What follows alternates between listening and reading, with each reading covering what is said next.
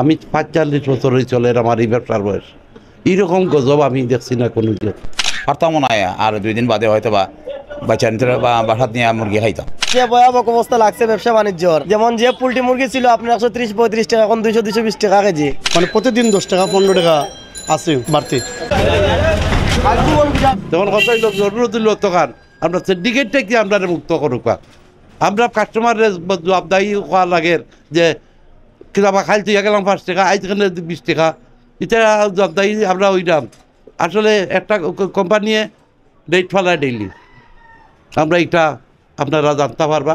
Company হইল CP, তারা থেকে ব্রয়লার আর বাকিটা ওই যে বিভিন্ন জায়গা থেকে অন্য দিওয়ার আমরা রোগতনে মুক্ত করে দোকা। আমরা ব্যবসা বাণিজ্য আমরা ট্যাক্স হলতা দিয়ার গ্যাস কারেন্ট সপ্তাহ পয়সা আমরা দিয়ার আপনার কোনো সব দিতাম, আমরা আয় পাইতাম কইতনে দিতাম। যদি না পারি তাহলে তো কালকে ইয়ারি লাঞ্জি বাকি কাটিয়া ব্যবসা করলিয়া বন্ধ।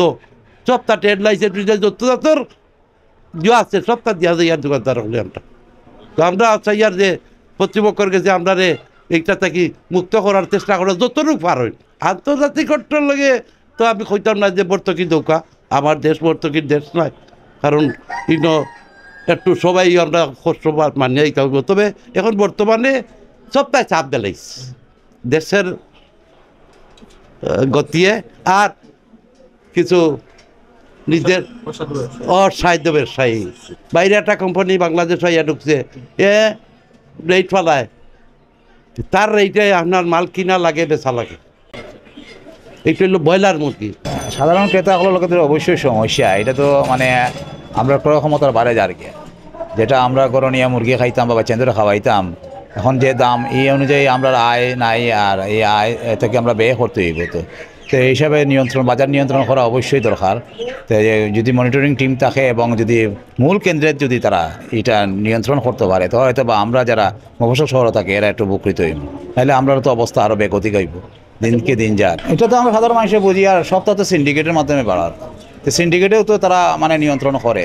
এখন বাজার দর বাড়লে তো অবশ্যই একটা নিয়ন্ত্রণ সংস্থা আছে, আমরা বাজার নিয়ন্ত্রক সংস্থা, তারা যদি এটা নিয়ন্ত্রক না করে তাহলে এটা তো আমরা লাগে খুবই অসুবিধা, এবং আমরা পারতামও না আর 2 দিন বাদে হয়তো বা বাচ্চা নিতে বা বাসাত নিয়ে মুরগি খাইতাম। দাম বাড়তে বাড়তে 200 টাকা দিয়েছিল, বাদে কমে আইছে 185 টাকা, প্রায় 2 দিন আসলে কম। তারপর হঠাৎ করে আবার 200 টাকা দিয়েছি, ও 200 থেকে বাড়ি বর্তমানে 220 টাকা, মানে প্রতিদিন 10 টাকা 15 টাকা আছে বাড়তি। কাস্টমার লাগে তো প্রতিদিন তো মার্কেটিং তো করতো, মানে কৈফত শেষ নাই। ব্যবসা চালানো সম্ভব নয়, মানে আমরা মানে যারা সেল সেন্টার আছে এরা বিপদী, সবরই অর্ধেক সেল ইচ্ছে। যে ভয়াবহ অবস্থা লাগছে ব্যবসা বাণিজ্যর, যেমন যে পোল্ট্রি মুরগি ছিল আপনার 130-35 টাকা, এখন 200-220 টাকা কেজি। গরবারাই না কিভাবে খাইব তারা কোন চাইন। এরপরে সোনালী মুরগি, কক মুরগি, তার চড়া দাম আপনার। জি, বর্তমান বাড়ার পরিস্থিতি হয়েছে গিয়া যে শীত তো আপনার মুরগির দাম কম ছিল, কারণ সেটে মালটাল মানুষে কম তুলছে। অঙ্কে তো বর্তমানে বাচ্চার দাম বাড়াইল, বাচ্চাগুলা তুলছে, এখন বড় হইতে আদারে বা খানিয়ে গিয়া খাবার দিতে পারছে না, দেখে উপস্থিত টাইমে মালের দাম বাড়ি গেছে।